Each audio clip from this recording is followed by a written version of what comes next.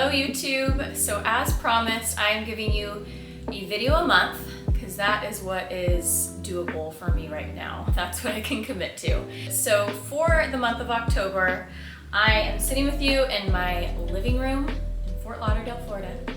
And today we are talking about living alone and the beauty of having a season in your life where you can live alone. Maybe you right now are in a season of your life where you're living alone, you're living in solitude. And for me, I've been living on my own for a couple years now. And it's challenged me in many ways, it's liberated me in a lot of ways, and it's also brought a lot of healing into my life. So I always knew I wanted a season in my life where I would have the ability to have my own space, to decorate my place on my own, and to just have at least 1 year that I got to be completely by myself, because I think that you can gain so much from being alone, from traveling alone, even just going to places alone, whether it be going to a cafe or a coffee shop or a bar or a yoga class or church, whatever it is your soul is calling you to do, whatever it is that's in alignment with where you are right now. It can feel super intimidating to do something by yourself, but once you learn to do something on your own, you really get to gain the sense of independence and empowerment, and you really get to discover what it is that you like, what it is you don't like. And so I thought it would be a perfect topic to do a whole video on. So like I mentioned earlier in the video, I went from living in a full house with a full schedule into finding my own place and kind of finding my own rhythm. It's a foundation that I'm still really building from within. It's changing every day. I'm learning how to really create a life that aligns to me. That's why I think it's so important sometimes, not that we can't discover these things with a full house of people, but having that time to really tune out all the noise, all the distractions, all the opinions, and to be with ourselves and understand our own self, discover our own likes and dislikes, our own passions, our own purpose is super valuable. Hi, sweet boy. I love when he cuddles with me. And I guess I'm not fully alone because I do have my furry little feline friend Elfster who keeps me company. Maybe you are a mom who is an empty nester. Maybe your kids just went off to college and you're just alone with you and your husband. And it might feel kind of that same way, like going back to like, okay, now that I don't have to take care of all these children, how do I want to spend my time? What do I want to do? What do I even like to do? And so if that's you, this video is for you. So keep listening. So what I discovered is anytime you make a really big shift, maybe it's moving to an apartment on your own, maybe it's moving to another country, another state, or even just a new house, you know, you're building from scratch. You're kind of starting over in a sense. You're creating a new foundation for yourself. And even if you're staying in the same place physically, the same apartment, but you're moving into a new season of your life, you might feel like you're creating that new foundation again. And at times it can feel a little unsettling. It can give you anxiety because although you've kind of left that old version of yourself or that old season of yourself, you haven't fully established and created this new version of yourself that you're stepping into or that you're creating or calling forth. And so it's like this transitional stage or period that's super exciting, but it's super unsettling at the same time. So if you can take that unsettled feeling and kind of transmute it into excitement and inspiration and empowerment, then this whole time of your life can feel really exciting and really liberating. What helps me is to find pockets of time where I can really reflect and refine what it is I'm desiring, what it is I'm wanting to pursue, what it is that's lighting me up, and to really reflect on that and to see how I can start to manifest it in my life, meaning bring it into the physical. We are always manifesting. That's not some spiritual woo-woo thing. It's just the reality of how our thoughts and our actions and our behaviors contribute to our physical experiences.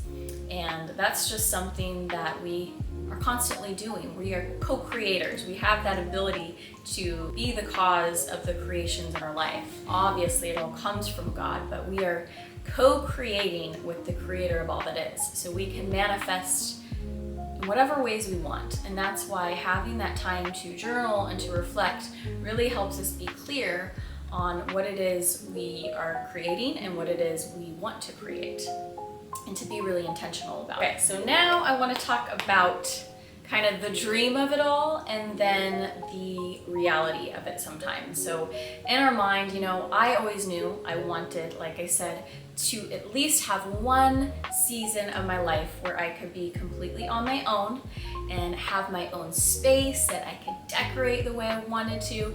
And in the beginning, you know, once you finally arrive there and you're like, okay, I'm doing it, this is so exciting, there's so much to do. There's so much to create. You have to buy your furniture and your decorations. You know, I remember when I first got into my place, it was so exciting. I was so into making Pinterest boards and decorating it and creating a vibe and an ambiance. And it really filled up my time and my schedule to create this space. Eventually, things kind of settle and that quiet, that mundane kind of becomes the new normal. There's something about when you're living with other people, you have this kind of urge to set a vibe, to light some candles, to play some music, and sometimes you might wonder, why, you know, make a delicious meal and go to the store and light a candle and play the music if it's just me?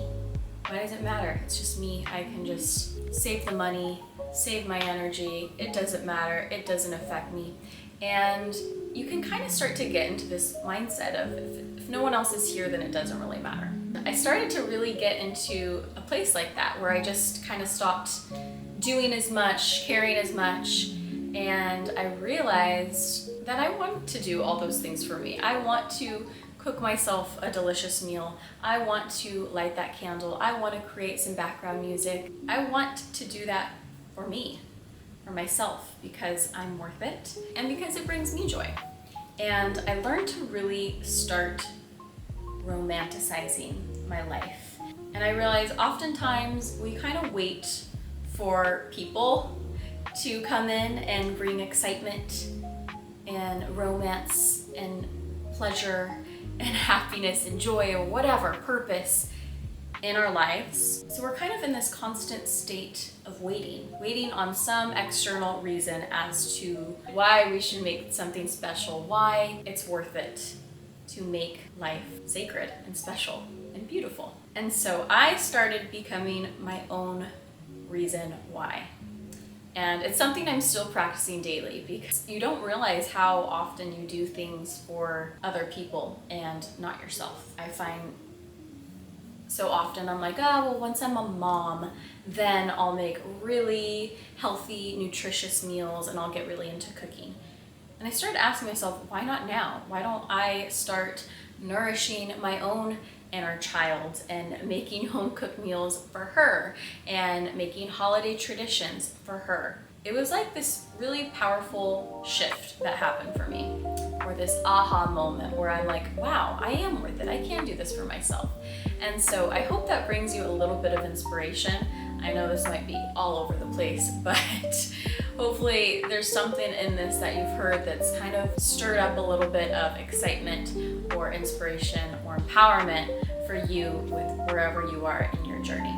Now, another part of living on your own that I want to touch on is kind of the self-discovery that comes with it, which is something that I kind of mentioned earlier on. But when you have that time by yourself, you really meet different parts of yourself and you learn how to nurture and be with and love and heal certain parts of yourself. So for me, you know, always having my mom around and family around, when it came to managing things like conflict or stress or certain obstacles in my life, I always had someone right there to vent to lean on, to ask for guidance from, to complain to cry to.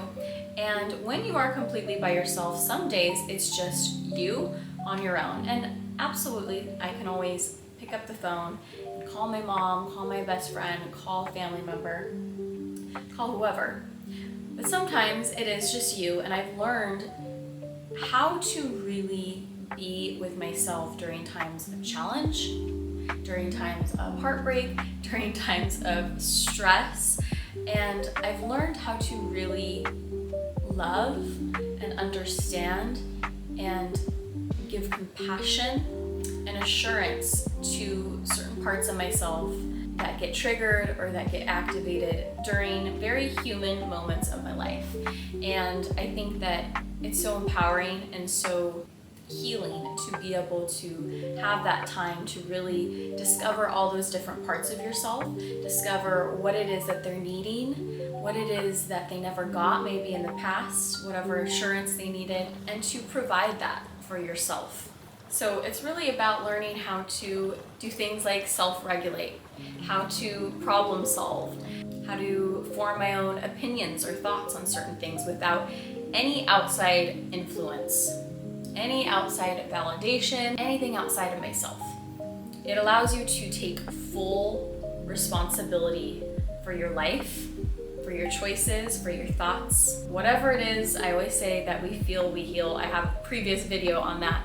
But allowing yourself to really work through all the emotions that come up and to feel them and to heal them and to come out on the other side on your own without any need for another person, another party, is so valuable. It's really allowed me to trust myself more deeply and to know myself more deeply. And to know and trust yourself on such a deep level will serve you in every area of your life. And again, these are things that you can absolutely do with a full household or wherever it is that you are, even with people in your life. But I found that you really get to hone in and focus on it a little bit more when you are in a season of solitude or living on your own. And so maybe for the first time you have so much time to do these things, to really think, to reflect, to grow, to challenge yourself.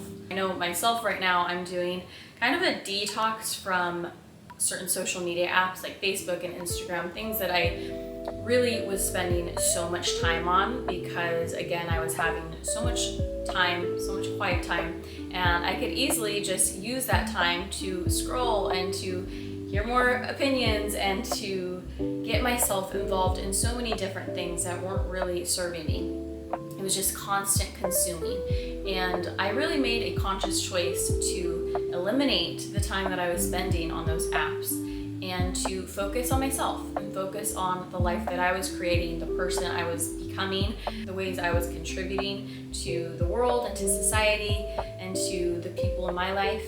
And I feel like that's been one of the best choices that I've made recently, because when you allow yourself to really step into the stillness or the silence a little more often, it is a really sacred time where you can connect with your soul, with God, and with the silence, with the stillness. We are constantly stimulated in today's society in so many ways. And so to take time in your day to really slow down, even go on a nature walk or do a little meditation is so beneficial.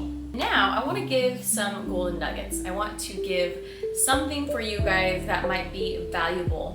Things that I've discovered, things that I'm still discovering when it comes to certain challenges with living on your own, and how to shift your perception, shift your perspective while you're in those situations, and to, instead of seeing them as obstacles, see them as opportunities. Now, there are 4 main challenges that I want to touch on that I personally have found myself stuck in and kind of gotten through and found my rhythm with, or found a way to navigate. And so the first one is when loneliness creeps in. Now, you will not feel lonely if you are enjoying your own company, of course, but we are human beings that are wired for human connection.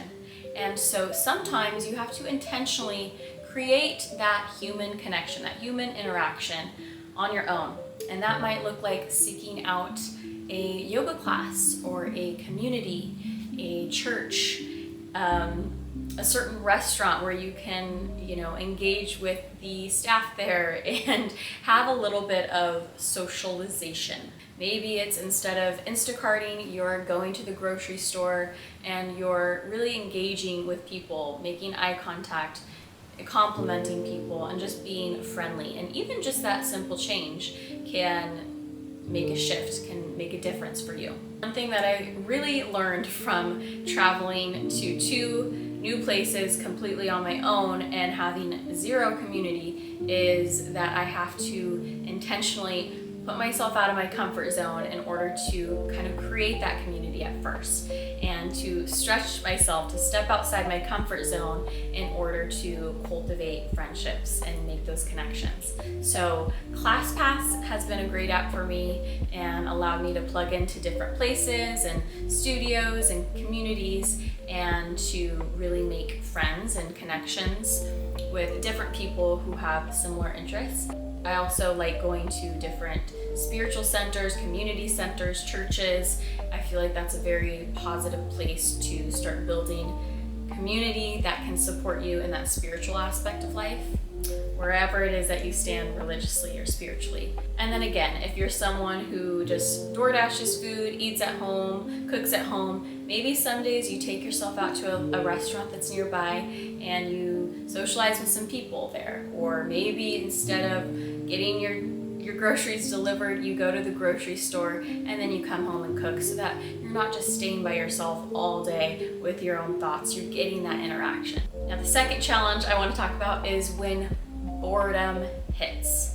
And sometimes, because we are always overstimulated most of the time, sometimes we mistake that peace for boredom. Okay? Things are so peaceful, they're so serene, and we're like, ugh, this is so boring. And instead of just enjoying that peacefulness and maybe reading a book, just getting cozy and watching a movie, we are just like bored and dreadful and grumpy, and we're complaining and we're like, life sucks, I'm so bored, there's nothing to do. And maybe that peacefulness is just something that your nervous system is so unfamiliar with. So it's craving drama, it's craving excitement, and it's an opportunity really for you to teach your nervous system to be at peace, to have moments of maybe a little boredom or where there's not all this stimulation. And maybe you just make a nice bath for yourself or lay down and listen to some healing frequencies. I mean, there's so many times where I find myself bored and then I find a way to just make it a really serene night of self-care. Now, the third challenge I want to talk about that I bumped up against is when life gets too quiet. Okay, some days I work from home, some days I don't talk to anybody, and it's not necessarily that I'm bored, it's just that everything is so quiet. So what do?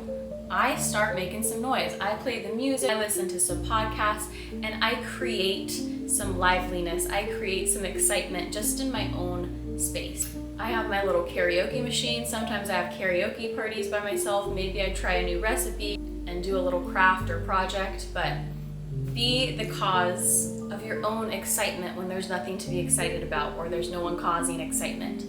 You can create it. You can be the cause of it. Now, the fourth one that I want to touch on is when you crave purpose. Okay, sometimes we feel like life is lacking purpose when we don't have kids to take care of, or a partner to love on, or to cook food for, or an animal to care for. This little guy here gives me at least a little bit of purpose. But when I feel like my life is lacking purpose, I try to create some little project for myself or something that I can work on that's in alignment with some of my passions. Hey, can you not bite me? For my job, I do legal sales for law firms, and I'm going into different law firms and connecting with the paralegals or the front desk. And this week is Halloween, so I made these cute little Halloween gift baskets. On those days where I feel like I'm not being as purposeful in my work, I create purpose. I create something to do that can contribute to something in some way or to someone in some way. And it's so easy to do. There's so many ways that we can utilize social media. We have so many resources where we can get creative, or we can create a purpose for ourselves. We can connect with different communities and feel like we're contributing something. So those are kind of all the challenges that I found myself facing, but now I want you to have a shift. I want you to see this time of isolation as a time for empowerment. It's where you can learn to become your own cheerleader, to become your own caretaker, to become your own best friend, your own safe space, your own home. And it's so valuable to create that for yourself. This is the one place that you're always going to live in, so you have to make it a beautiful environment, a friendly environment, a loving environment. So to close, if you are someone that's living alone right now, try not to rush this season of your life. I find myself constantly at times thinking I need to get to that next place, and I really learned to view this season of my life as so incredibly sacred, and I am savoring every moment and every day of it now. So I hope you resonated with this video in some way, somehow. I hope you got value from it.